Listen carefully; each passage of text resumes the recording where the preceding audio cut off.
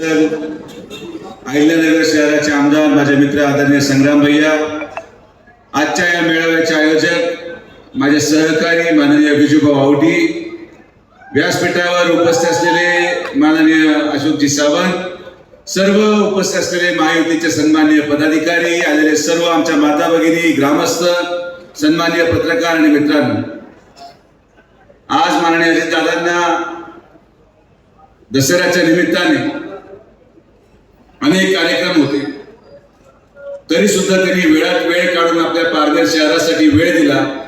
त्याबद्दल एकदा जोरदार टाळ्यांनी आपण अजितदादांचे आभार मानतो. बोलण्यासारखं भरपूर काय आहे,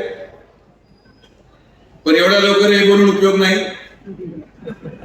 येणाऱ्या निवडणुकीमध्ये मी योग्य वेळी, योग्य ठिकाणी, योग्य गोष्ट बोलेल. पण अजितदादा आल्यामुळे मी अवश्य सांगेन की या सगळ्या रामायणाची सुरुवात अजितदादांपासूनच झाली. तुम्ही तो गडी तुमच्याकडे घेतला नसता, मी माझी झालो नसतो आणि एवढा मोठा रोजगार मेळावा घ्यावा लागला नसता.